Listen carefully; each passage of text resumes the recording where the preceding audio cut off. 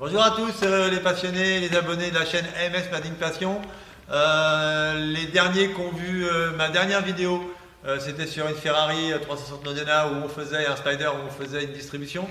Et là, une nouvelle vidéo alors sur une Audi R8, c'est un V8.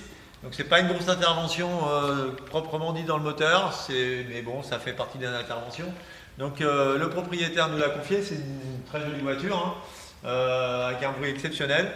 Il nous a confié parce qu'il avait un problème avec son ventilo de clim, il entendait. Alors ça c'est pareil, je dis à tout le monde, vos jouets, il faut faire attention avec. Il faut de temps en temps couper un peu la musique et puis écouter un peu parce que lui il l'a écouté effectivement qu'il y avait un bruit, qu'il y avait un souci au niveau de son radiateur, son ventilo de clim. Ça fonctionnait, il y avait de la clim, mais il y avait un bruit et ça l'inquiétait. Donc il m'a demandé de regarder et effectivement il y a un souci. Donc pour démonter, pour changer ce ventilo, le radiateur de clim qui se trouve ici, ça c'est le ventilo neuf. Bon, je dis aux gens qu'il faut comment dire, prendre ça chez les concessionnaires parce que évidemment c'est marqué Bosch, mais à mon avis c'est bouclé. Donc pour changer ça, il ne faut pas démonter le pare-choc. Ça se trouve derrière le passage de roue, donc comme là vous voyez on a enlevé la roue. Donc il faut dévisser entièrement le passage de roue. Donc on l'a déjà dévissé, on l'a déjà préparé pour vous montrer un petit peu.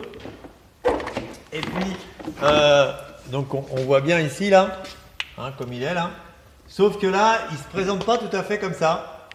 Il se présente, là il est démonté en fait. Il se présente, il est monté sur un berceau. Il faut savoir qu'il est monté sur un berceau, que je vous montre ici, qui est à l'intérieur là comme ça, et qui vient protéger donc, qui a protégé le radiateur et qui vient protéger le ventilo.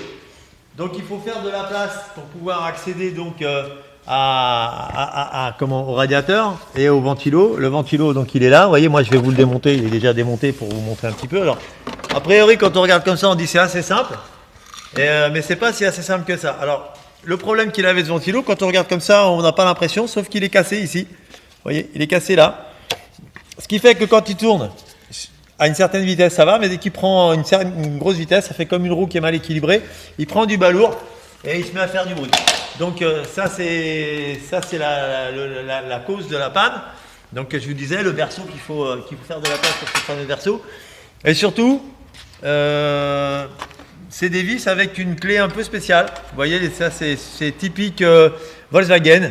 Pour les cardans et puis pour plein d'autres trucs, c'est vraiment typique Volkswagen. Pour ceux qui veulent le faire eux-mêmes, il faut s'équiper un minimum.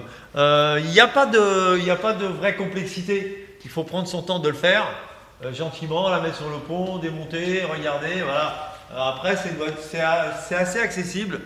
Comme toutes les supercars, je trouve que c'est quand même beaucoup plus accessible qu'une simple Twingo, une Clio ou n'importe quelle autre voiture où tout est concentré à l'avant.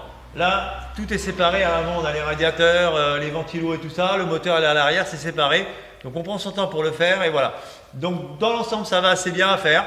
Pour ceux qui veulent se lancer, voilà, je vous dis, il ne faut pas démonter le pare-choc ni le phare. Il faut démonter la partie du haut, le passage de roue, accéder au berceau. Et puis après, ça va tout seul. Nous, par sécurité, on l'a quand même mis un coup de valise pour voir si c'était vraiment lui. On l'a fait tourner parce qu'on peut sélectionner droite et gauche, parce qu'il y en a deux des ventilos, un à droite et un à gauche. Et donc voilà. Donc pour ceux qui veulent s'y lancer, pas de problème. Quant à nous, on va continuer. Et puis je vous dis à bientôt pour une nouvelle aventure. Bye bye, ciao.